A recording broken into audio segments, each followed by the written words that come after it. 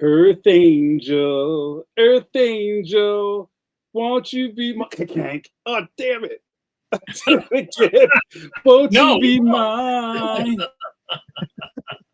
And as these two comic strips kiss, I looked at the picture and I started coming back to life. JAMAR is back.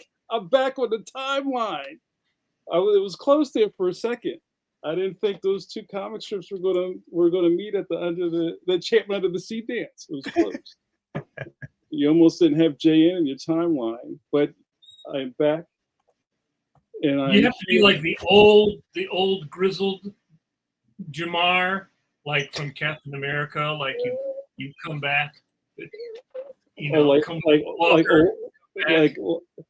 old Steve. Is that what old you Steve? Old Steve. That's right.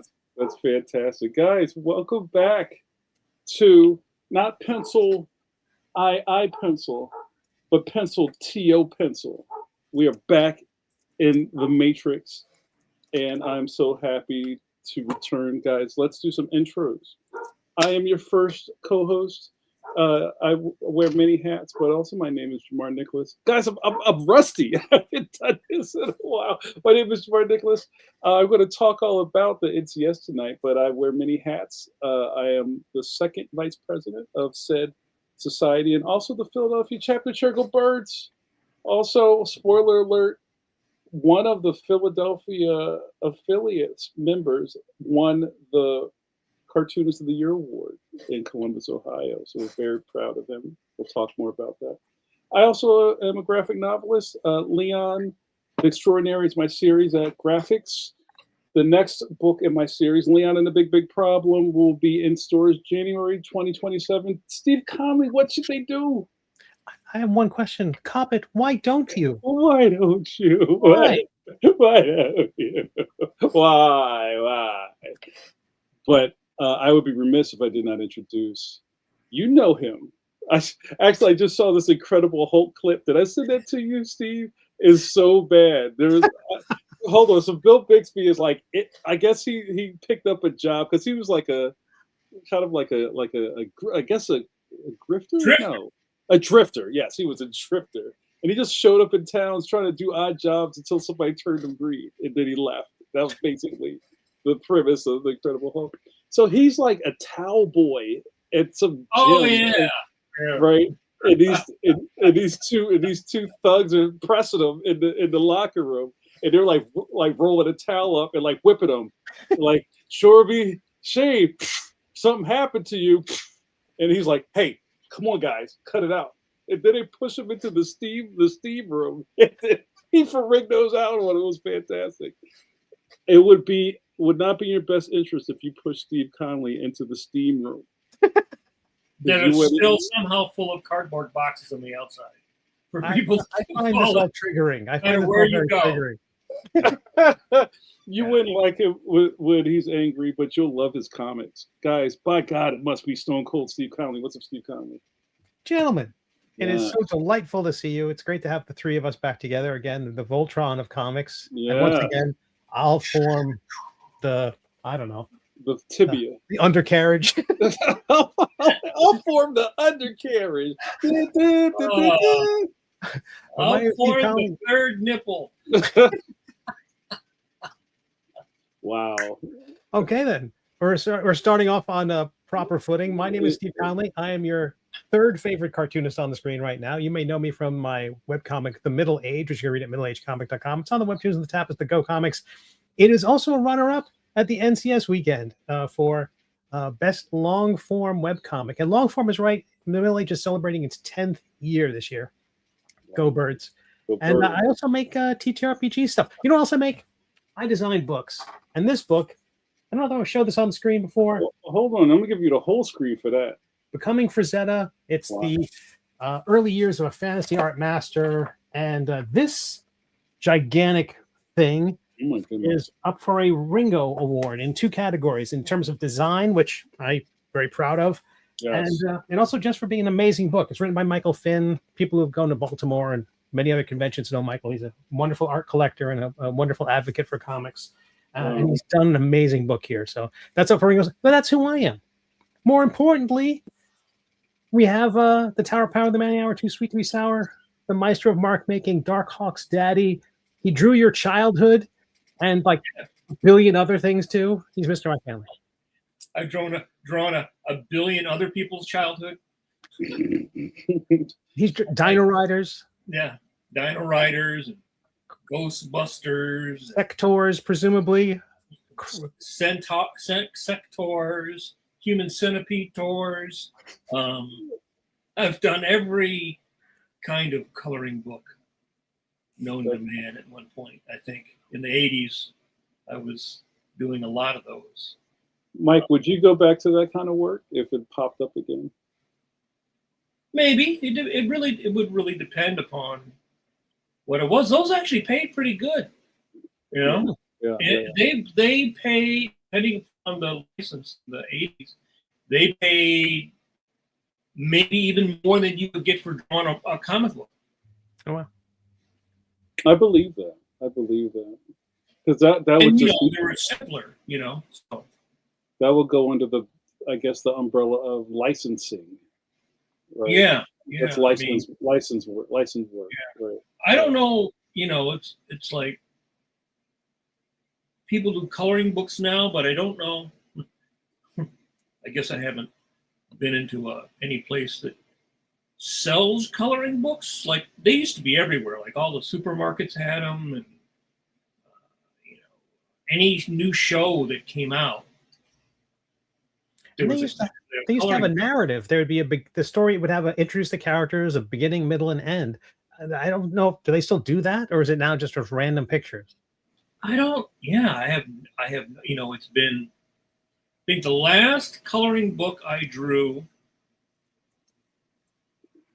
was probably 1987 or 88. I drew a Hot Wheels coloring book. Oh man. It was a Hot Wheels sticker. So there were, you know, you drew the stickers, and then they'd had that page in there that had the stickers on it that you could then take off and then stick on the drawings. Right? So I'll have to look up in the attic. I'm sure I have a copy of it. But that was the last one. And I actually remember I might have bought a couple of the cars. Because that was the thing back in the day. If you did a license, you didn't always get very good reference. It's like, oh yeah, here's something, use that, you know. Now, of course, anything you would do, they'd have like a bajillion photographs of it. Probably anything like a Hot Wheel, they probably actually have some kind of model that you could turn from different angles and stuff like that. You know. Yeah. So yeah, I don't know. There's adult coloring books. That was the big deal, I think, during the pandemic. So when we say adult coloring books, what are we exactly talking about? Yeah, you know, Mattel's big Steely Dan coloring book.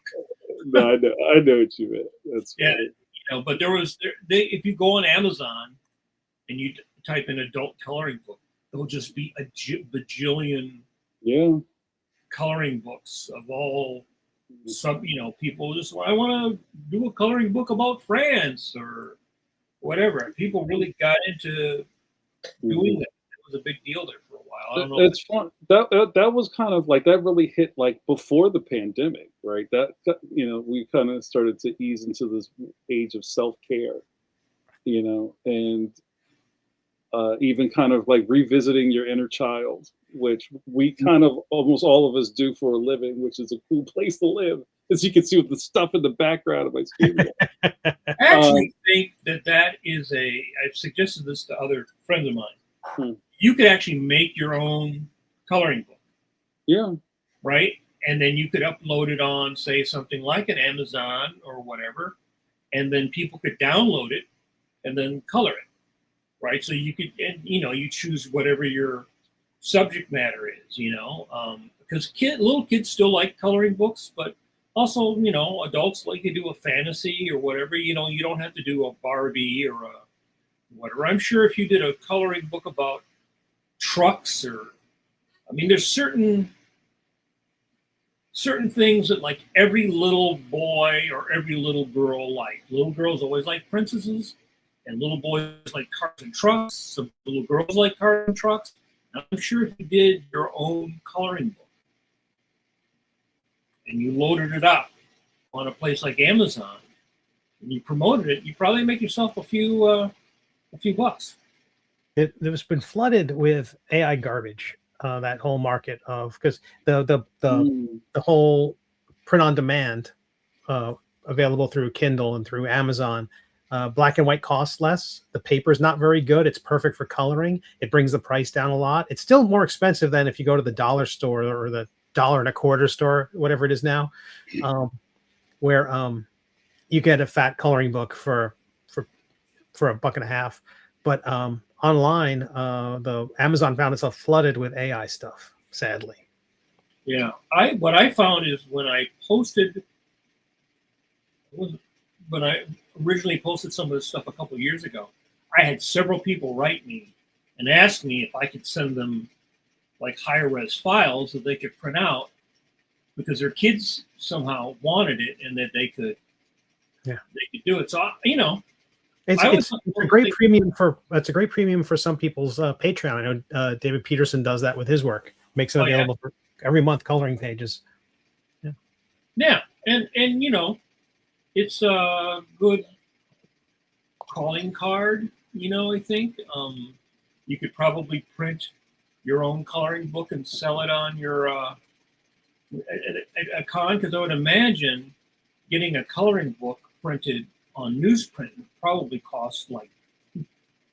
would be really cheap. Right.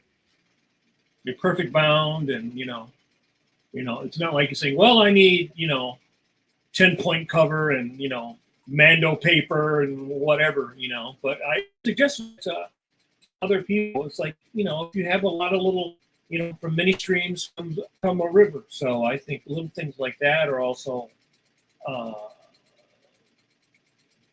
if you're in an artist alley, you want to have things that people who don't have a lot of money can buy. And you never see anybody with coloring books. Has anyone ever just published a comic book without color, just the line work, apart from the Marvel's Essentials line, a black and white comic book for coloring? Here's a copy. Yes. DC printed Mad Love. I have a copy of it. It's just, so Bruce Timm and Paul Dini's Mad Love. They printed it as a coloring book. That's great. So it's got all the panels, it's got all the word balloons, and you color it. That's great. That was the origin of Harley Quinn, right? Yeah. Look at me! I just hit I had a nerd bump. Boop. Nice. And it's cool. Okay, hold on. America, this is you. Tom Zoller says, as someone who works on My Little Pony and Angry Birds, let me assure you they do not load you down with reference. Yeah. I mean, the thing is, often the people who are in charge of doing that stuff, they don't draw, right? So they don't know what you need. Right? And that was often the case. It's like, oh, here's a transformer. You got one shot of Jazz. Every shot now that you'll have to draw will be Jazz from the back. Right. It's the one pose that you will never have. Right. Right. You're taking a Polaroid of your TV screen to have reference. Literally, I had done stuff like that.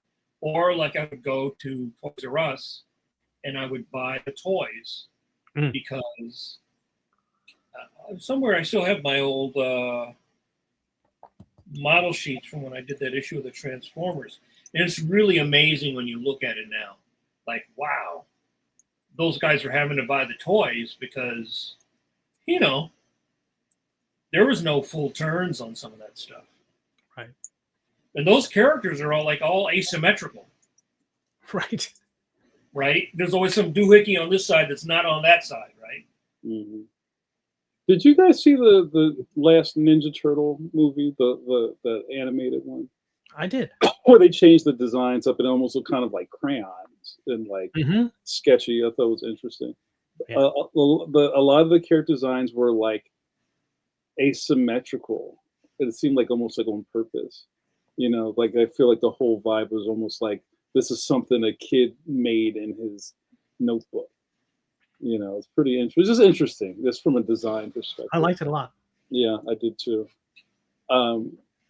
So yeah, so I guess we should get started, right? We should get started.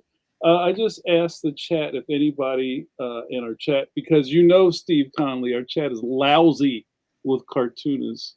It's thick with cartoonists. Brimming. It's to the brim with cartoonists, and I have it on good authority that at least 2 people in the chat that attended the Reuben's Awards Conference in lovely Columbus, Ohio. What was it? 2 weeks ago already? Was it a couple weekends ago? Time burns, man. All right. So I know, and I always have to make sure I step aside and step out of the way of myself and not assume things. Right? I'm not going to assume things. I'm not going to assume you know what I'm talking about. I'm not going to assume that you know who the players are when we start putting faces on the screen, right? I'm going to lean on the chat to help us out tonight. You may say, ooh, that's so-and-so. Thank you, so I don't have to do it. But also, I hope our numbers aren't low tonight, because this seems so like weird to people. Like, what are you even talking about? I don't even know what this is. I hardly know that you guys are cartoonists. Now you expect me to follow what happened at a Civil War show. So let's start priming the pump here. All right. And Mike and Steve, you'll keep me honest, right? I don't want to talk too much about one thing. So a couple weekends ago, the members of the NCS, see, there's my man Bill Wiest making sandwich jokes. If you make a sandwich joke, I'm banning you from the chat. You go in timeout. I can't stand sandwich jokes. I really can't. So the NCS invaded Columbus, Ohio, a couple weekends ago for the award conference, which happens every year. We're in the middle of a very special year. This is the 80th anniversary of the forming of the National Cartoonist Society. I want to say it's one of the longest standing American, well, it's national, societies for artists and illustrators. I'm sure there's some that are older. I'm not talking about ateliers and things like that. I'm talking about a bunch of cartoonists. Was formed in 1946 by some of the best and brightest of the cartooning world at that time. I'm going to share my screen and give you a little background on the NCS if I can find it. And you can find all this stuff at nationalcartoonist.com. Can you see that? Yep. Oh, yeah. Yeah, I don't know where you are anymore. I'm on a different screen. So maybe what's more interesting to some of you guys is kind of like some of the history of this thing. And here is a little self-portrait sketch-a-log with a bunch of members from the 70s. Like I said, this stuff started in the 40s. So here's a great one right here. I'll let that sit on there for a minute. So kind of when I talk to people like modern cartoonists about this thing, I'm always a little surprised, right? And I'm trying to keep myself out of the conversation, because I've known about this thing since I was like a teenager. That there was this professional group of cartoonists, and in some circles, that was like, you're a real professional cartoonist if you're in these ranks, right? Now, maybe some of the modern cartoonists probably never heard of this, or they're like, who are all these old white dudes? And we talk a lot of. They were celebrities. I mean, Yeah. they were like Brad Pitt, or who pick whoever you want to say. These guys were famous like any Hollywood movie star. Yeah. Yeah, you would see these guys like sitting next to. I'm messing up my decades there, like Jackie Gleason, You see the same cats in the same supper club. But Kniff there, he was on the cover of Time magazine, wasn't he? Yep. Yeah. And lo and behold, the same organization is still moving ahead. And I think the modern take on what the society is a lot more, I think, open to where it originally started off was kind of like the celebrities of the time, newspaper strip artists, magazine illustrators, variety cartoonists and things like that. It wasn't necessarily just all newspaper dudes, but I think there wasn't a lot of comic people though. They were not. That wasn't until later. Yeah, the comics came later. Can we scroll back just one second, Jamar? What do you want to see? At that previous photo, the wide shot there, there 4 or 5 of those guys are wearing the exact same tie. Is there an NCS tie? Do we need ties as members of NCS? There's been talk of jackets, but yeah, that was it. I'm someone in chat find out about that tie. That is interesting, right? It could be something. I don't know what's on that. Well, people also forget in the 50s when comics were really shit on, comic books were shit on. The NCS was still legit because it was in the newspapers, and newspaper strips were not considered part of the juvenile delinquency problem that comic books were. So there definitely was a pecking order. That's exactly right. I'm switching around here. And this is the standing board that I keep telling you guys about that I'm on. And the president right now is Karen Evans, who is kind of wrapping up her term. And Karen, if you're not familiar with her, she is the co-writer of the Luann comic strip with her dad, Greg Evans. And basically, Karen is Luann, which is always very trippy that when I talk to her, like, holy crap, But it's also funny that we don't talk about work when we're talking about board stuff. And there you can see me. Colleen Doran is our newest person on the board, who's the treasurer. Look at that. It's an embarrassment of riches. And also the thing I always like to say about this group is that everybody is somebody. How cool is that, right? So another thing that you might find really interesting is, if I can find it, is this about the members, awards, the chapters? No. And if people have questions while I'm kind of getting through this, let me know. I wanted to do the presidents. That's what I wanted to do. I just saw that page. Oh, here you go. Now check this out. I gotta biggerize my screen. This is a list of every president in the NCS from 46 till today. But it's funny, Karen's picture's not on here. We started at the very beginning. The very first president of the NCS is Rube Goldberg. On my coffee break, I talked about why the award's called the Reuben, and that's why I get really tight about the sandwich stuff. And if you think about pop culture and the Rube Goldberg device, right? Pee-wee's Big Adventure, he makes his breakfast with the thing that, the bird drops into the bowling ball with the thing. That's a Rube Goldberg device. Mm-hmm. That's like Mousetrap. That old Mousetrap is a Rube Goldberg device. Like, yes. Wallace and Gromit. Yeah. That is Rube Goldberg. So you can see that I get kind of itchy when people don't put respect on his name, right? Because it's like, the second president, Milt Caniff, Raymond, Walt Kelly, Mort Walker. Let's go to the next page. So these are all kind of like standing legends of cartooning who have held the presidency of the NCS. So you can kind of see that, it's got a really great legacy in history. Lynn Johnson was the first female president, for better or for worse. And then Karen's not on here. But yeah, it's a very cool thing to be a part of. And also, if people are interested in learning more about it, you can go to nationalcartoonist.com. the how to join thing is there. There is a submission process and also a membership committee. So you just don't, it's not like a Costco membership. You just don't go in and show 2 pieces of ID and you're in the NCS. You got to jump through some hoops here. So I also now want to talk about the Reuben real quick. So this is kind of the legacy of the Reuben Award, which is the Outstanding Cartoonist of the Year, which is the people are nominated by the members.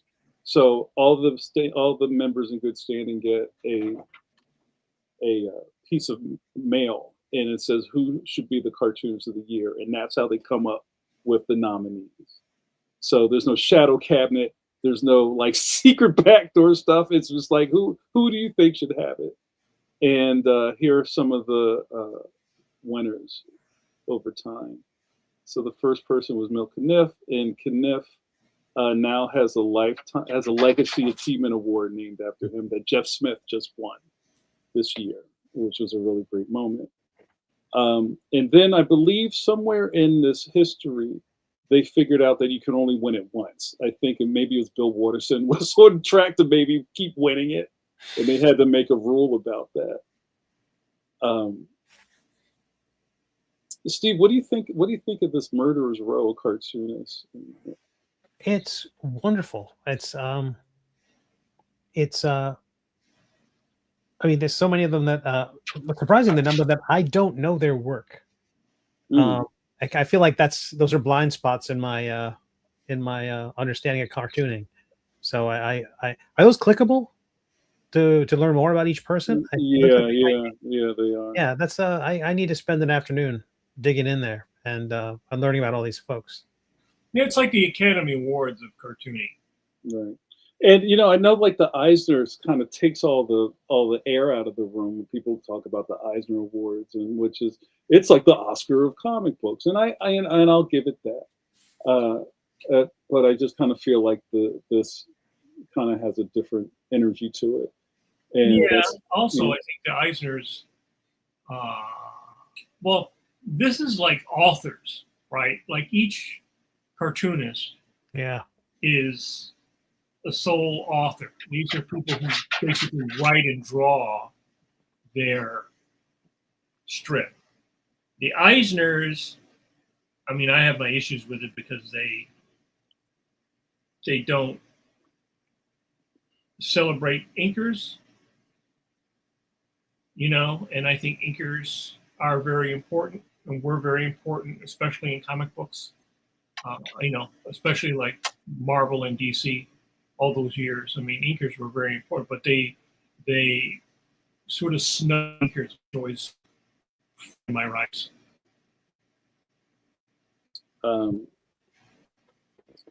Yeah. So here we go. So that kind of may give you a little bit more information on kind of like what we're dealing with. And the standing tradition of this event, from what I've read, because I'm still new, if that seems incredible, but I'm not even 5. I think I'm just at 5 years into NCS. Is that it used to be more of like kind of like a soiree black tie event in like a giant New York ballroom, and like the awards thing happened in New York for a really long time. And then things shifted when it went to the West Coast. And that's when it started to bounce around. So that's kind of more of the modern NCS where the Reubens travels. But it used to be like a very New York type of thing. And Brian Walker from the Walker Legacy, who just did a really great Beetle Bailey retrospective. I'd like to have him on the show soon. Just did a really great kind of like snapshot of the history of the NCS. It should be on the YouTube soon. Talks about kind of some of these kind of really like high landmarks of how the NCS has moved through the decades. Let me kind of finish this off here. Okay. All right. So yeah, you gotta see what you're up against here.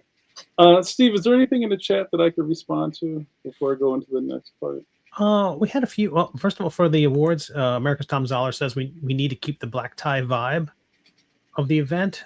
Oh, for So are sure. you saying it was a bit more casual than the old all No, tuxedo? no. What I think what I was going to say, and I distracted myself, is that I think almost the reverse, that people are like surprised it's still black tie. Hmm. You know what I mean? And the first time I heard that the Eisners was so late, was so I'll say casual with air Mhm. quotes, I was surprised because I thought that the Eisners was like a big thing, and it is a big thing. But I feel like we didn't make it a big thing because you show up in a pair of track pants and some tennis shoes to receive an award. That's just me. That's just me. So the Rubens thing is very black tie, very ball gown, very bring it. Mm. And I like tradition, I like legacy, and I think that should continue. Like I don't think it needs what is it, athleisure dress code. We got a question for Tio Michael. Talking about the presidents, the row of presidents. Did each president do their own caricature, or was it commissioned by a certain artist of the period? Have you looked at those to see who might have drawn each? That's a good question. I'll look into that. I'm not exactly sure. And I would just assume that most cartoonists do their own self portraits and they just put them up. You know. Um, so now we need sad jackets. So yeah, so that kind of hopefully that sets the stage for kind of what we're going to talk about. Oh, hold on, let me do one more part of this. I want to talk about the awards. So the kind of way this works is that the conference, like I was saying, used to just be like a snazzy steak and wine type of thing. But there are also division awards. So the division awards are usually called silver awards or division awards that are given out in a bunch of categories. And this is a part where NCS members who are affiliated means that you belong to a chapter, which means that you pay your yearly dues in affiliating with the chapter. 20% of your dues goes to that chapter. Then you get the right to jury when the nomination, like the submissions come out for the awards every year. So these are some of the categories, and they've shifted and changed and come and gone over the years. And like comic books has been around for a little bit, and that's been changing. Graphic novels is kind of new, and we're still trying to figure that out. But you have some old standbys, editorial, gags, and greeting cards, newspaper, and then there is like newspaper strip, and it used to have subcategories, but now it's just newspaper strip, a panel and strip. So I think there was a time where it was humor strips, story strips, or maybe even kind of like apartment 3G, like continuation strips, where they've kind of put it into one box now. And all this information is available. You just go to the site and look at it. And now there's online and variety. And variety is kind of like, say you, like our buddy Chuck Dillon does work for Highlights for Kids. That would be a variety category. And Chuck Dillon's been winning a lot lately because he's been crushing it. So, all right. So I'm going to stop sharing, and then we'll talk about the next thing. So quiet, you guys. Because you just wait for me to say stuff. Just drinking it all in. Oh my gosh! All right, so let me tell you about my summer vacation. All right, let me clear the banners here. So, because of all these other roles that I play, like I've been telling you guys for a while, my experience at Columbus was a little different than most people, because generally the experience is more kind of like professional development, and there's like panels and workshops and things like that we've been programming for the last couple of months leading up to the Reubens. It's a lot of planning, I take a lot of meetings, and I do a lot of meetings, just getting all this stuff together. From booking the hotel and all that, like a year ahead of time, to landing all the planes. You have to get the cast of the awards made. Like there's all that stuff that goes into it. Now, a big part of this event is the conference part. So imagine this is more of like professional development. You're going to go to a thing and learn about how is AI affecting your job as a cartoonist. We had a great panel about with lawyers and about protecting your work in 2027. And then there's also a really cool thing that just happened this year. We called it Toon Talks, where I know Super D is here, but D Fish, I see D in the chat. D didn't do one, but Super D did Toon Talk. Almost imagine a TED Talk, a 15-minute topic that the cartoonist has submitted to us, and we made a really hot hour out of people giving quick talks and conversation. Then the keynote for this year was Jim Davis, who did a really cool I can't say PowerPoint. I got yelled at or coffee break because you have to call them slide decks now, Mike Manley. They call it PowerPoint. Yeah, that's about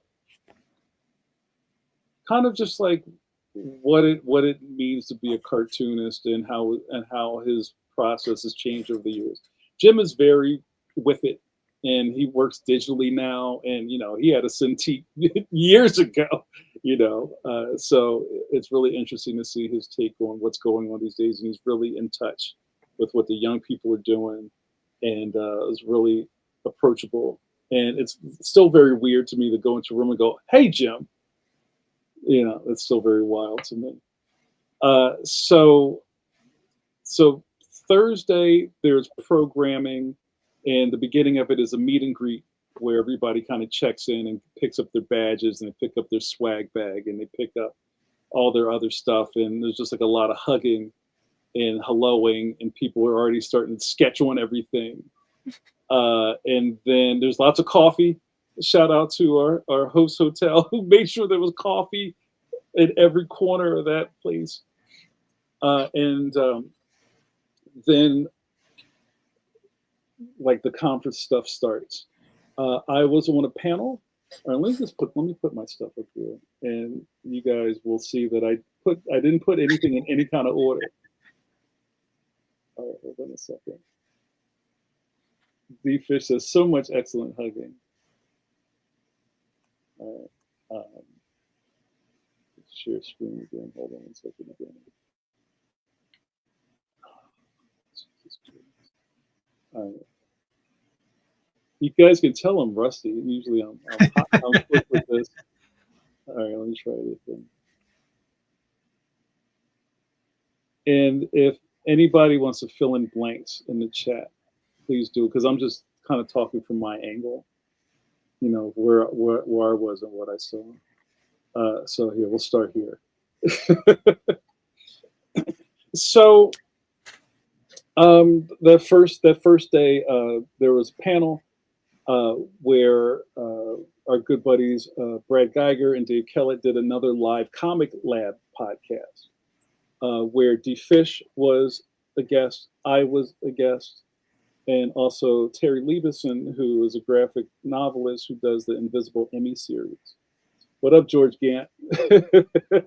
And talked about basically like what's up with being a modern cartoonist, and it was really great, and it was a lot of laughs. And what's really cool about this is that everybody that's kind of at this thing is locked in.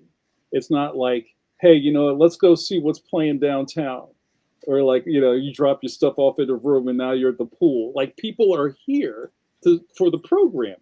You know what I'm saying?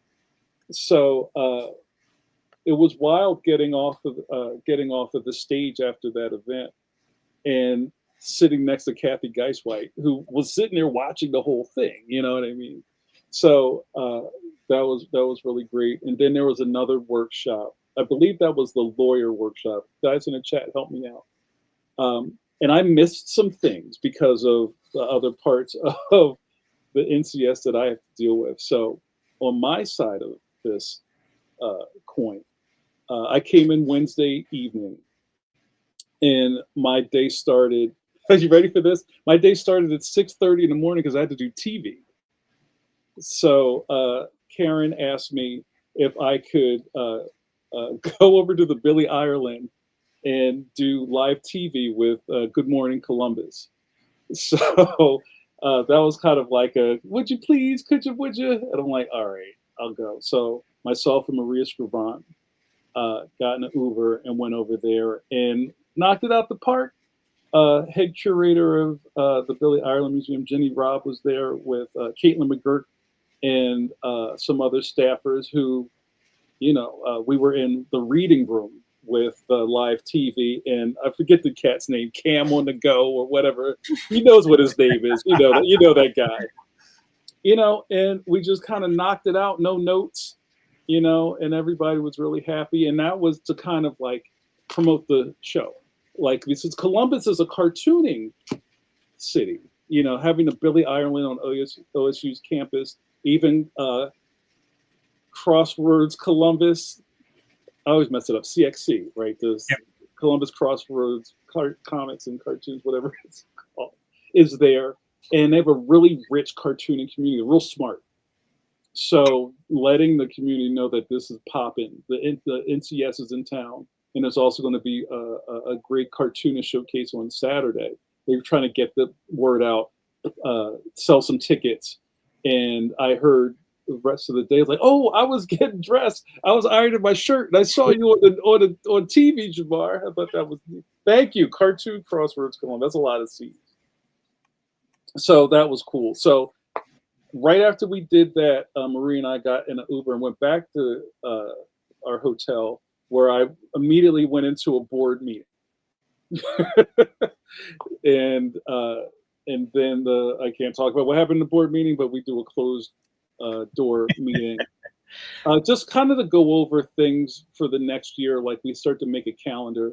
Like, some of you guys know that I'm responsible for a lot of the outreach for the NCS, and I do the bi-monthly studio visit series and open houses on Zoom.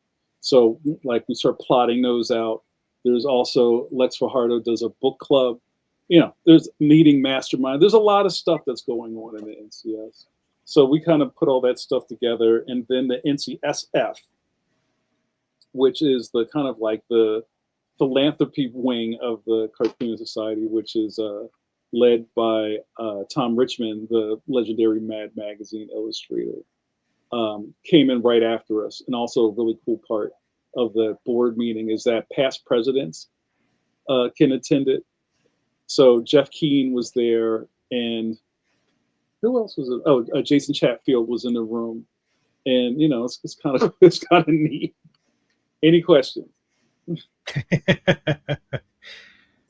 None. I mean, you can't say what's happening inside the room. Yeah, I can't. But so that happens, and then I come out of that, and I dump right into the kind of like meet and greet, and then I think there's food, and then So then I believe a little later in the morning, we all got in charter buses from OSU and went to the Billy Ireland Museum, which was a mecca for How far was the event, the venue from the? You know what, Steve? It seems like almost everything in Columbus is 10 minutes away. Okay. Even the airport was like 10 minutes away. They're not 10 minutes walking, mind you. Right. So everything was like in walking distance, and also it's a little bit of a college town, so things were accessible. They had, as Susan's in the chat, cute shops, so it had a really nice vibe to it. But we took these buses over, and then everybody got a chance to walk around and check out the exhibit. The Billy just went through remodeling. They were closed for a couple of months, and they just reopened, and they have, I believe, and you guys can tell me in chat if I'm wrong, a permanent Bill Watterson exhibition, which they have a bunch of Calvin and Hobbes originals on the wall with a big spaceman spiff, kind of like accent wall behind it. and it's just it's magnificent. I think I have some stuff in my little slideshow. I didn't do a good job of putting things in order. Oh, there's Jim Davis, and I stole a lot of people's pictures, so sue me. No, don't sue me, please. This is from, I believe this is Friday. This is I'm skipping around. This is from the in-person board meeting that we do in front of all of the members. So this is where the board kind of tells you, you know, how we did last year. Everything's very transparent. Like we talk about the money. Colleen's doing a great job as treasurer. Here is the money. Here's where the money went. Here's why we don't have any more money. You know, it's all, there's no like secrets happening or under the table things. But actually, I think we're flush right now. Oh yeah, there's Super D's head. What up, Super D? I see you over there on the right. And I gave my presentation was about ALA, as I've been talking about this. Us creating this new relationship with the American Library Association. Everybody's very excited about that. It was kind of tooth pulling the first year. And the second year was like, what is this? And now this year they're like, yo, where do I sign? Right. So next year, ALA is going to be in New Orleans. So I'm very interested in what that application process is going to look like. And this is also a moment for members to stand up and tell us stuff. Like, how is this working for you? How, do you have any concerns? Whatever, are we going in the right direction? And I have to say that the board, and maybe I'm biased, but I think the board is crushing it. I think a lot has to do with Karen and the people she picked and kind of helped put on this board. But I think, it's just it's rocketing into the stratosphere, and I'm glad to be a part of it. What does it doesn't have objective? Does it have a stated goal as part of its nonprofit status, like what it's supposed to do, or is it more like you just set goals, like saying this year we want to just reach more people and connect with organizations? Or? Yeah. So I mean, that's a giant part of the outreach thing. The first thing is to make sure that the members feel like they are part of a strong community. I think another big part of it is the chapters. Right, the chapters they're like the on the ground part of this, where it's like if you have a strong chapter that meets, that is doing things in their community, and you can spread the goodwill in the goodwill of cartooning, that makes everything stronger. I am not going to say recruiting, and I've said this from the beginning. I started in this that I might sound real shilly right now because I'm just talking about it. But you can join. You don't have to join. I don't care. That I'm not running down the street with chick tracks trying to get people to join something. You can do whatever you want to do. But I know that and I said this on my time at the dais, that every one of the people in that room has a community around them. Just imagine that everybody is the middle of a wheel, and their spokes go all over the place. If you just told people that you're part of this thing and how great it is, they may be interested. But, I say things like that all the time. I feel like we kind of keep this to ourselves, and just having this platform here is probably the most anybody hears about the NCS. And, I'd like somebody to debate me on that. Who else is talking about the NCS besides me and us, right? So I think there's merit to that, and just basically it's spreading the goodwill. It's not like selling soap or anything like that. There's none of those kind of parts to it. All right, I'm jumping ahead. I'm gonna move around. So I'm jumping around a little bit. So and then I believe this was Thursday. We had this was like the hello happy hour, kind of like the end of the evening. People were going out to dinner, or maybe they're coming back, and we had an 80s themed party because it's the 80th. Get it? So this is me and President Karen next to Snoopy. What up, Snoopy? In our 80s best. There's me and a b-boy stance with George Gant. Beware a toddler. And, and everybody's just and everybody will tell you how excited they were to be at this thing. And I feel like every year the Reubens is a different energy. Right. I think a lot of it has to do with where it is, what's going on in the world, and where you are in your own career. But I think like this was a perfect funnel point. It was a perfect weekend. Everybody was in a great mood. There were a lot of new first timers who were like, "Holy crap! I found my people. This is amazing." Oh, this is another one of my meetings. So somewhere in the middle of, I think this was Friday, I had a chapter chair meeting. So this is basically what you call a regional council. So I'm not going to name a bunch of names, but these are all not all, but most of the chapter chairs of the NCS. And there I am next to Johnny Sampson, who is the guy in the glasses on my right, not your left, who is the Chicago chapter chair. There's Tom Toro, who just won a division award, and laughing at my face is Brian Walker, who's a New England chair. And this is also a thing. It's like, what's going on with your people? What, how can we be of service to our communities? Like, and it's so cool that every chapter has cool stuff going on. Like, I know they just did this really great like animation event out in Southeast and Southwest, and DC does a lot of blood drives and things like that. So it's a society with a strong mission. Oh, jumping ahead. I don't want to get to that yet. Okay, here's the Billy. So if you ever been to the Billy Island Museum, it's a major space, some kind of like in the back half of OSU, and it is a giant repository of original cartoon art. They have stacks in the back. I have yet to get a private tour. I keep not getting the private tour. I wanted to do the private tour, but I was on a panel and I missed all that stuff. But you can see the cartoon is starting to flood in. Steve, you got anything for me? You got to feed me something. I've been lucky to get that tour and go to the museum back when they had a Richard Thompson exhibition, and just to see all the amazing artwork back there. I think Rick Veach and I were there, and we asked to see some, look through their catalog and asked to see some of Will Eisner's papers. And we were interested in how he was using comics for education. They brought it out. We put on our cotton gloves to keep oils from getting to the stuff.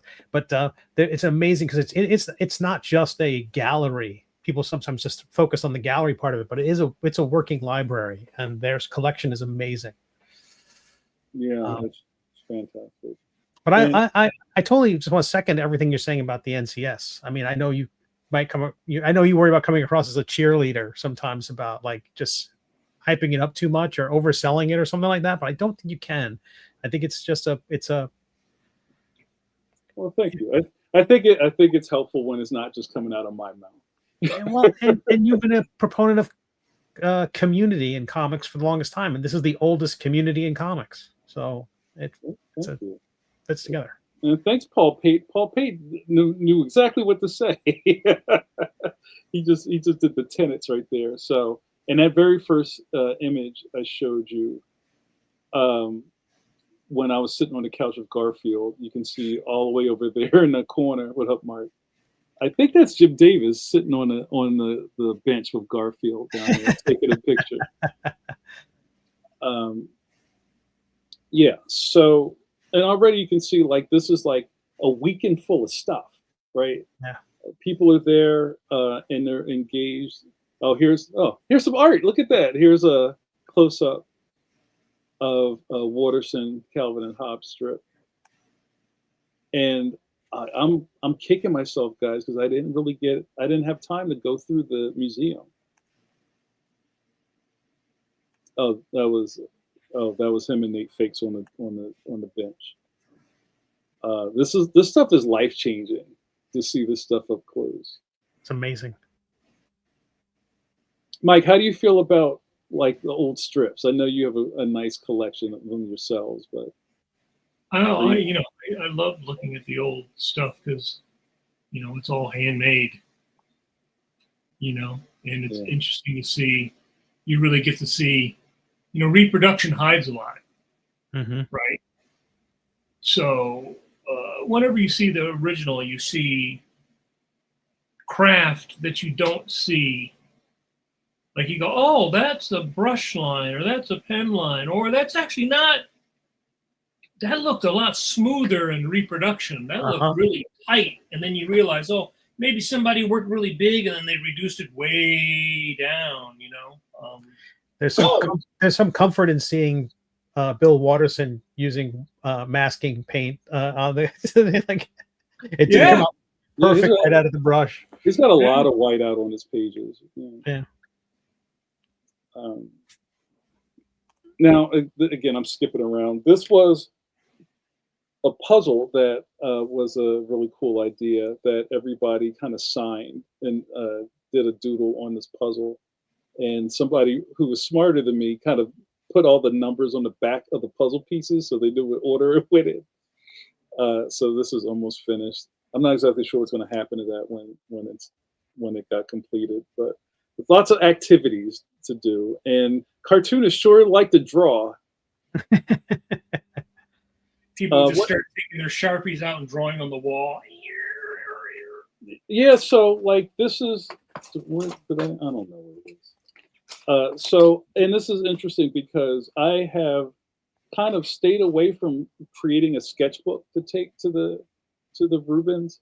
I don't know. I'm just in this weird spot. But I created a new thing, and some of the guys that are in chat, I got them to sign. I brought a little black sketchbook with black paper in it, and I had a bunch of white pens and had everybody just sign their signature. Kind of, and I said, sign it like you sign your work, not your checks.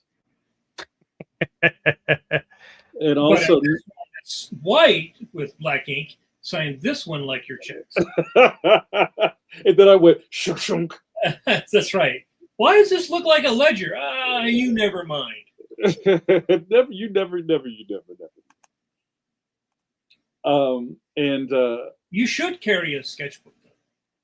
Yeah, well, to draw in or to get people to get people. Yeah, you know, I have one that I started. Oh my God, decades ago.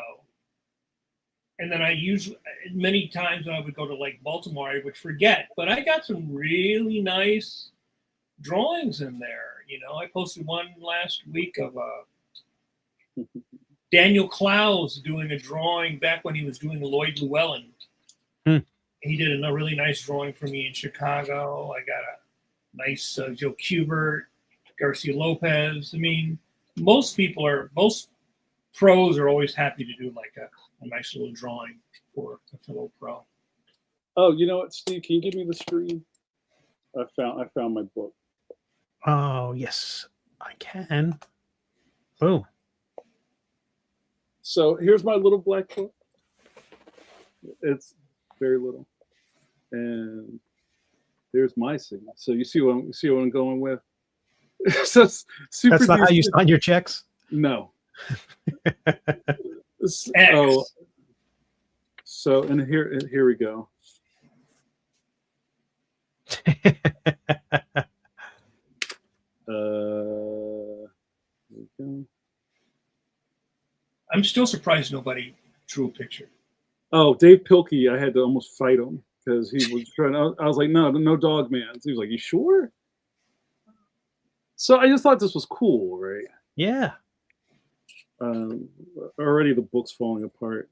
This is a good one. Wow. Hold on. I'm gonna have to redo this thing already. It's falling apart. But you know, this is kind of what I was doing with my time, and you know, I got to make things interesting. So, you know, here's a good one for you.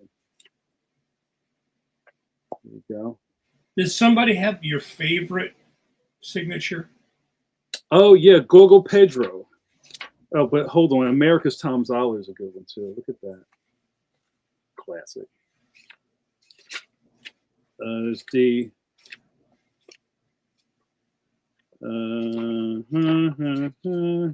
right, we're almost done with this. There's a lot of people in here. This one was cool. And it's cool because Greg was like, I only signed it Greg. I'm like, I know. I've seen your comic strip. Oh, here you go. This is good.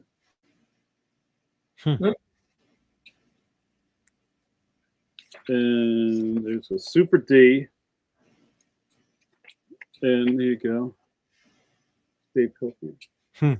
So there's more, but that was fun. That was my little project that I did. All right, let's get back to this. So all right, so where are we? All right, that. Okay, so now we're kind of like Thursday. We're kind of Friday. Oh, these are some pictures from the '80s party. This is what I am calling Black Excellent. Look at the folks in this picture. There's George Gant, who's in the chat. There's me. There's Super D. Reed Rosebuds. You know Jerry Craft, Newbery Medal Award winning Best Bud of JAMAR NICHOLAS, Jerry Craft. Down there is Comic Book Royalty. That's Barbara Brandon Croft. One of a very small group of Black female cartoonists. I don't know if I got this one in there, but her father, Brunswick Brandon, did the Luther strip back in the 60s. And Barbara actually worked on the strips, and I was gifted a strip that weekend that she apparently did the Zip-A-Toad on when she was a little girl.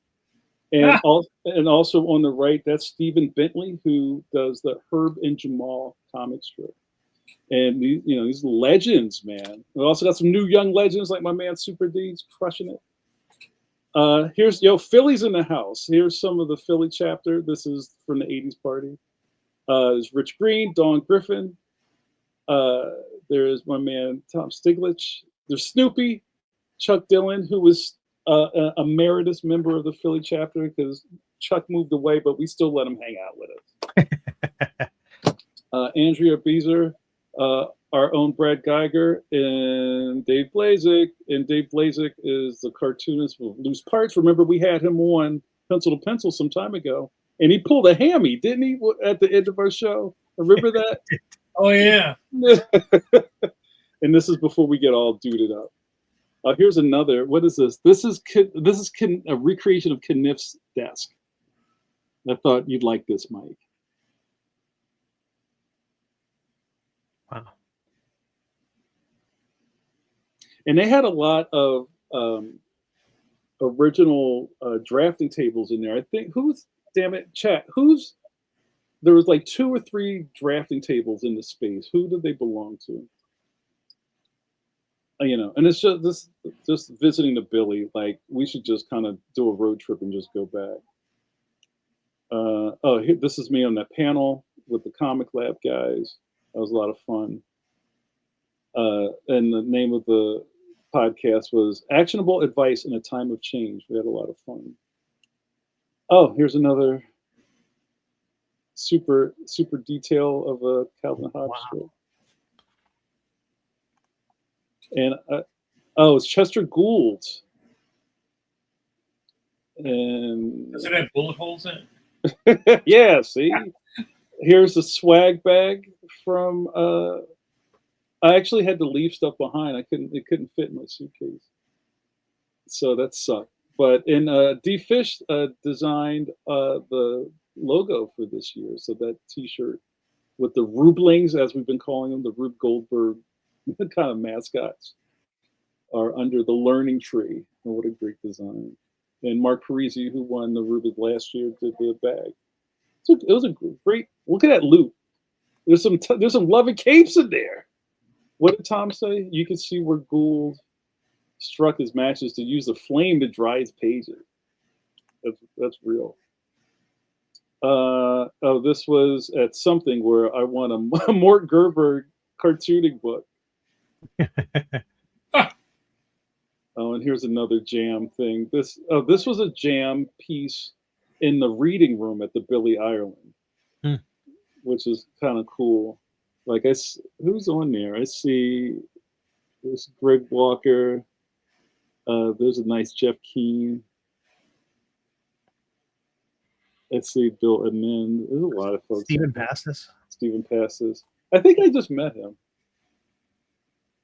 There's some local people that John Gallagher, and there's Don Griffin, me photobombing, and I think I put this in there because it was Don and Gallagher's first time, and there were a lot of people there for the first time, and I think just the allure of the Billy Ireland really attracted people to it.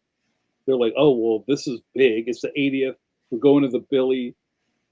I can't miss this. And I can't say that every year has some sort of magnetism to it, but you kind of, once you go to one, you kind of don't want to miss anymore. It's kind of, it fills a really interesting space. There's me and his name just fell out of my head. You know who he is. I feel bad. I forgot his name. And this was at the awards. I'm jumping ahead because I know we're running out of time. Where David Saylor, who's down on the bottom of the screen, who is my publisher and editor of graphics, awarded Jeff Smith. Jason Platt, thank you. I kept trying to say something else. I know Jason's name. I'm sorry. Thank you. Thank you. Presented Jeff Smith with the Milton Caniff Award for Lifetime Achievement in Cartooning. And what a great moment, like I said earlier. Jeff is from Columbus, and it's like what a really cool full circle moment. And he got up and said some off-color things, and then he reset himself, and then he had a really nice speech. Because there's like when these things happen, and the first thing you do is try to like deflect it, you know. So he got up there and he said something about how heavy the Caniff was. He was like, "Is this a tombstone? Like, what is this?" And everybody laughed. And he was like, "Nah, I didn't mean it like that. I'm just, I'm emotional." Right. So that was a really great moment. That was like the beginning of it. Here is after the awards, and this is some of my famous graphic novel friends. There's Raina Telgemeier, Maria Scrivan, myself. There's Terry, Jerry Kraft, and Dave Pilkey. Hamming it up. And this, you guys, this was a new thing for me. This was a paparazzi moment. Because, people were going up and taking pictures at the thing, and people that were there can tell me if I'm lying or not. There were like a lot of cameras going, with these folks up here. And it's really kind of fantastic to be a part of. It's pretty surreal that the graphic novel thing has created such a groundswell underneath it, and you could see it in the room. Like I sat next to Dave at the awards, and people kept sneaking over to get Dave to sign stuff for their kids the whole time we were at the dinner. And he's very sweet, and they're like, "Look, I know, I'm sorry, I can't, can you sign?" "Oh, sure." Like I held my camera phone, with the light on it so he could see, drawing Dogman in the dark under the table for a line of people who's supposed to be eating a dinner salad. So it was electric. And also the reason I'm kind of hyping up Dave is like, Dave doesn't do these things. You don't run into Dave Pilkey a lot. So, even for him to fly in from Japan for this was a big deal. Is that where he lives? Yeah. Wow. So, and also another part of this was because Raina was up for Cartoonist of the Year. Dave was up for Cartoonist of the Year. Dave Blazik from Chapters up for Cartoonist of the Year. Who else was it? Mark Tatuli, who won. I'll give it away. Also Dana Simpson and Will Henry and Tawheed Bondia were all up for Cartoon. It was a lot of folks up there. And what I think was really cool about the ending of it is like almost maybe when it was over, everybody could like exhale, and then everybody was excited for everybody else. You know what I mean? It wasn't like and people pulled out soup cans and started kicking them. Like everybody was just happy. Yeah. Everybody was just happy to be part of the thing. In chat, you can tell me if I'm missing anything, but it was a really great moment. So there's Mark, who just won Cartoons of the Year. We're very proud. Rich Green, who's over there on the side next to Chuck, pulled some strings. Just got Mark got interviewed in the Philadelphia Inquirer for this national honor, and I talked to the press yesterday morning for this article. We're very proud of Mark. What a great thing! And this, like, it needs to be celebrated. Like, this is news, and we talk about kind of like the temperament of the modern cartoonist. We're very, oh shucks, oh gosh, I just want to draw my thing. Like, no, we need to like get loud. You know, I want to celebrate this. This is a giant win. So this is the Philly chapter showing the love. Very excited. And we also let Chuck be in the picture too. And here's the this is the good picture of this graphic novel, folks. And I guess what do they say? We clean up good. Mm-hmm. Oh, and this is another one with the Scholastic folks. So these are some of the people behind the scenes. That's David Saylor on the far right. The lady in the pink on the right, that is Dave's publicist. You know, so there's a lot of stuff going on in that room. Oh, here's Brad Geiger. Hey, Brad. Somebody actually did a sketch that I got in here. There's me and Brian Walker in the afterglow. Oh, wait, go back one. Yeah. Peeking over your shoulder. Oh, yeah. There you go. I see. I was there in spirit. Yes, Stone Cold. And congratulations to Katie. Yeah, Katie Cook won Best Online Comic. And again, I have to say that everybody's just happy for everybody. I've never been to a thing where everybody it felt not selfish. Right. You know, it's not like somebody's like mad and they're like texting their mom or something. They're just like, "Holy shit, that was great! Congratulations!"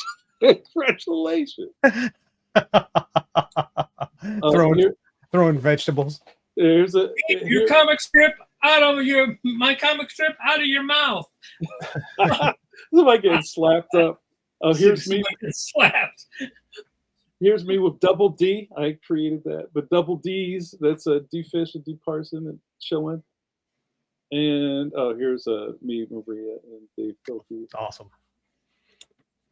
Oh, and this is the one that made the paper, y'all. Very excited. And we're being obnoxious Philadelphians. Every 5 minutes, somebody said, "Go Birds!" in the middle of the thing. I love it. Oh, and this is kind of what the room looks like. So, you know, it's a nice crowd. How many people were there? I believe there were maybe north of 250, something like that. It was a nice room. And I want to jump back because we're almost out of time, but I want to get to this part, and I didn't really talk about it much. So normally, this after the Reuben's ends and everybody goes to the hotel bar and kind of like gets goofy. Saturday morning there's kind of like a goodbye breakfast, and people do a lot of sketching and taking pictures and sketchbook swapping, and then everybody goes to the airport. But this time, because of being on OSU's campus with the Billy there, and also with the Scholastic influence, and also with our friends at CXC, they created a whole other day of programming. So that's where the Cartoonist Showcase came from. So I believe 40 members from the NCS tabled in the hallways of the Martian Auditorium, which is across the quad from the Billy. And then there were also people tabling inside the Billy Ireland.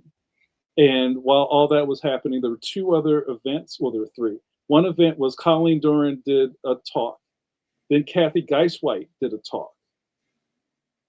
And I missed both of those. I was really bummed that I missed those. But I was being handled, Mike Manley, that day. So, I was told by the publicist that morning, "JAMAR, 11 o'clock, be on the curb." "Yes, ma'am." And I was whisked away into a black car, and we went over to the Billy and through the back entrance, like the Aerosmith hallway, into the auditorium where we did a presentation for I think 1,200 people. Remember that ticket stuff I was telling you about Yeah. when I did TV? They were selling tickets for the Scholastic event. So that poster that I've been showing for weeks with me, with all of those guys, Jim Benton and Maria Scriban and Raina and Dave, we did a stage presentation where we all had 15 minutes to talk about our work and show really incriminating baby pictures and get the crowd going is what we did. And then, let me see if I can find the rest of these things. Then after that was over, everybody, there you go. At the end of that, the crowd spilled into the auditorium where all the people that were tabling damn near sold out of everything they had. Wow. From those families there. And it was pretty perfect. I heard from some people who were like, yo, I don't think I've ever almost sold out of everything at my table. This is amazing. Wow. So, it was great for me. Like I said, I missed everything because I was in the green room. Like they wouldn't let us out. Like I could probably go get a sandwich. Nobody cares, but you can't let Raina walk out into the hall, because she's going to get mobbed from kids. Right. You know what I'm saying? So, yeah, that's how. That's. Was there one more? Sorry to. Oh, it's great. There you go. And this was us kind of taking a bow at the end of that. It was great. And to what George is saying, other people missed other things because they were at other things. Right. Which is just what happens at any convention, right? You don't get to see everything because you want to go see one thing, but then there's another thing happening. Yeah. But yeah, man, that was it. There's more, and you can kind of follow your favorite cartoonists. A lot of them are in the chat already who've been sharing pictures for a week and change. I still have pictures to show that I haven't showed, and I just threw some stuff together for the podcast tonight. But yeah, what a great time. Next year we're going to be in San Diego, California. So this but not during the convention, right? I'm sorry, what? Not at the same time as no. Generally, I can't remember exactly where the date falls, but and also not everybody's doing both of those things. You know what I mean? So I guess if you're in the position that you're doing San Diego and you're going to the Reubens, maybe you just stay a week. Stay another week. Yeah, and it's, again, like the spillover is still happening from this event. And, I'm glad I was able to tell you about it because I think I have a unique perspective, from being inside it, and also from being a participant in it, and also being part of this scholastic juggernaut. And it's really interesting to see, again, from the beginnings of the NCS, where it was, I don't want to say it was insular, but these were the guys and you were the guy. If either you were in this group or you were not in this group. And I've been saying this since I started my time with the NCS. I've been doing a lot of like patching up of people since I started, because almost every cartoonist I know has some sort of scar tissue from the NCS. And I say this all the time. Oh, Johnny Hart told me to go kick rocks. It wouldn't let me in. Mel Lazarus told me to jump off a bridge. I'm never going to the NCS. You know what I'm saying? So, but I just want to say, if you had some sort of run-in with an old version of what this was, it is not that now. I know a lot of people who were long-standing members and they just stopped going because they were like, they felt not included, or they felt shunned, or they felt they weren't part of the cool kids table. All that high school shit is real. And that was a giant vein through the NCS for a long time. But go ahead. I joined in 2018, and I think it was Maria Scriban who said you should join. And yeah. I think she and Nick Galifianakis wrote my recommendations to get in. Wow. And, yeah, happy to be part of it. It's been a great experience. Here's another thing with the joining thing. You are not required to have recommendation letters. You can still get them if you want. Oh wow. but it's not necessary. You know, I think with just the way the internet works and your body of work and your submission, that the membership committee will figure it out from that. That's great. And also, again, another thing that I say about let me read this. Super D says, every year everyone tells me I needed to go to at least one Reuben weekend. And after my first one here in Columbus, I'm here to say that the statement could not be any more true. Please go. Thank you, Super D. But, you know, some other kind of rules of the road with this is that kind of like how we get on Pencil to Pencil and we talk about how much your Adobe subscription costs a year. The NCS is a dues paying society. There are dues with real human monies attached to it. There's that. Attending the Reubens costs human monies.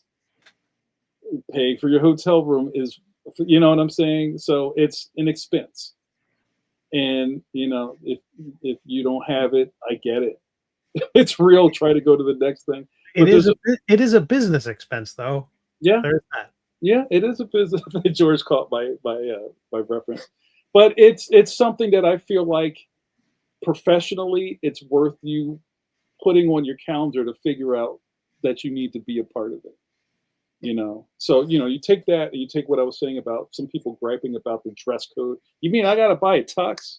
I gotta wear shoes. You know what I mean? Then don't go. You know what I'm saying? It's like you know, I feel like the modern world is kind of crashing up against things way too much. But it's just like, you know, this is what it is. And, you know, once you get through it, you're going to go, oh, wow, that was great. Let me go get my tux pressed. Yeah, and put it in my closet. Well, it's good advice to get the tux because if you're going to show up with the Reubens and you're going to feel horribly underdressed. So. Right. And, you know, I kind of blame the comic book artist attitude about the Eisners for a lot of that, because you see the Eisners, I don't even know what they do with the Harveys. You know, it's just like the bar seems so low for how people treat it. It's not the awards fault. It's the people that go to it that do that. Right. Right. It's, you know, it's like, oh no, I'm not even showering. Let's just go. You know, they got shrimp.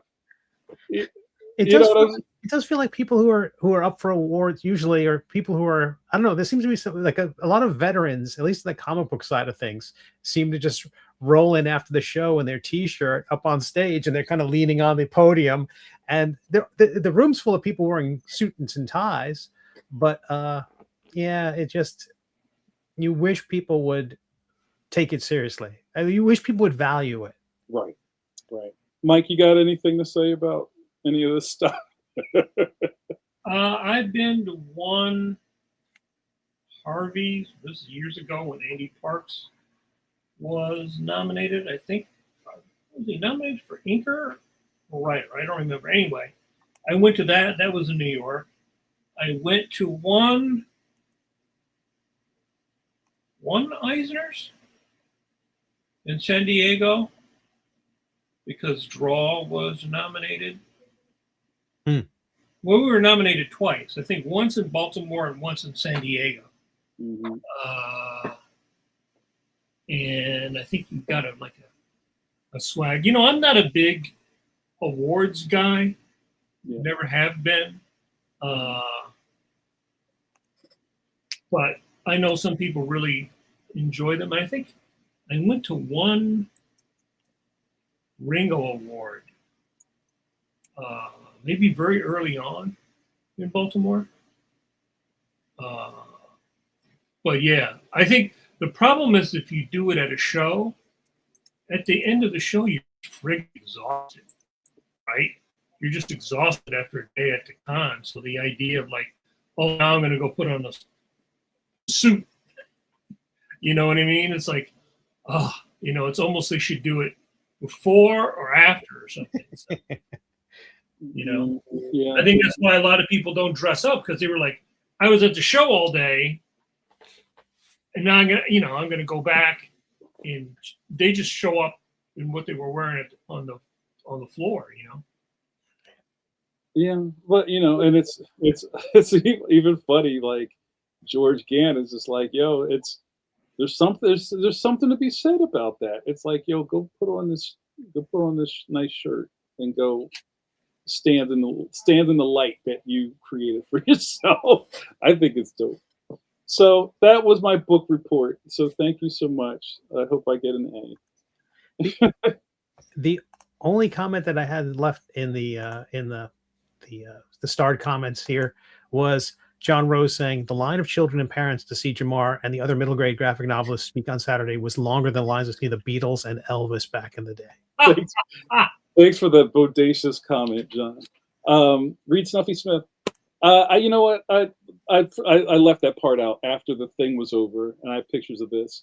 I'll tell you this, and then we'll get out of here. So after the Scholastic thing was over, and this is kind of how Dave Pilkey rolls, they shuttled myself, Maria, and Jim Benton into the hall where everybody was kind of tabling. There were two sections of tabling. This is kind of like, I guess, where all the families and kids were. And we just sat down, and there were lines going to the back of the place for us. And there was a bookseller on campus that were selling our books, and people came up with the books, vibrating children. Hey, let me sign your thing. Blah, blah, blah. Take a picture. It was great. It was nonstop.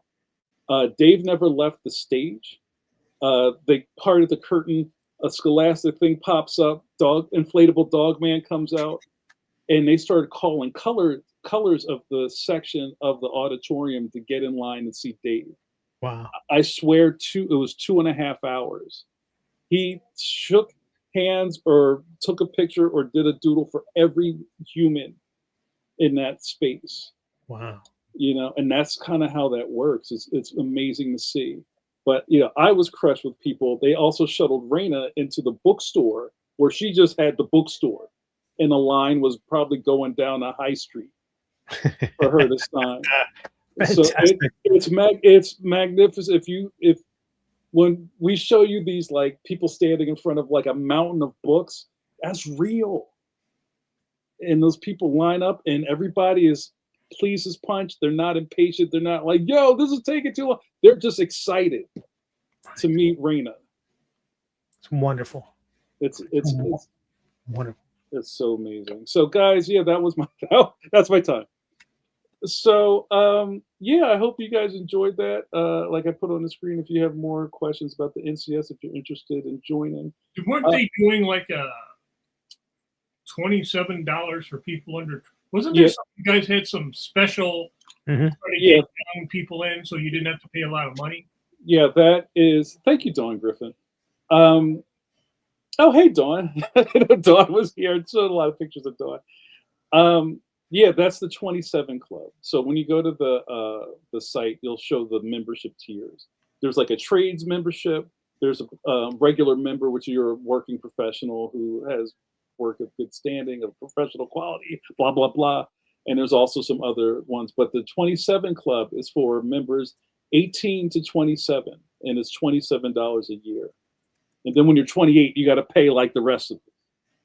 So it's $2 million. So it's a nice way to kind of ease your way in and not break the bank on you. And, the couple of last things I'll say about this is if you're still on the fence or you're kind of what is this really? Please come to some of our programming. Like I said, every other month I do an open house, and that's exactly what it is. It's a Zoom open house where, the last one we did right before this, we did a preview of Brian Walker's Reuben video. And Raina was in the chat, and she got on the thing. Was like, let me just say how excited I am. This is amazing, you guys. This is my people. And people are like,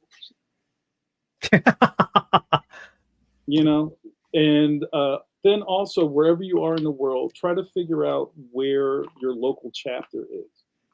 Reach out to How many chapters are there nationwide? I don't have the number, and a couple of them just kind of restarted. There's a nice amount, and there's also Canada, and there's also UK. Oh, really? Yeah. So it is a national thing. Internet. Not the internet. What did you say, Mike? No. So would the people from Canada and England also be in the Reubens? Mm-hmm. Yeah. It's international, but its name is still national. Yeah, its name is it's KFC. You get KFC all around the world. That's right. So yeah, if you're interested, like I said, get in touch with the chapter chair. You go to the NCS site and you'll see who is the chapter chair of the wherever you are in the world, and just say, hey, I'm interested in, can I come to one of your events? Right? And they're probably going to say, okay, cool. Or they get together for a sandwich, or they get beers every month or whatever. Go see if they're your people. Right? And I was friends of the Philly chapter for years, and I was like, I guess I should join. There's no pressure. And I'm just like, this is good. This is good stuff. I want to be a part of this. And then if you feel like this is for you, then you make those inroads. But nobody's got to run off and fill out a submission form. That's not what I'm here for.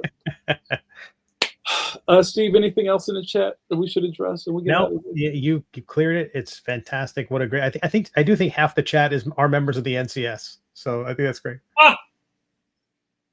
I love it. All right, guys. I guess that's it. Thanks for hanging out with us. I don't know what we're doing next week, but you'll be the first to know when we figure it out.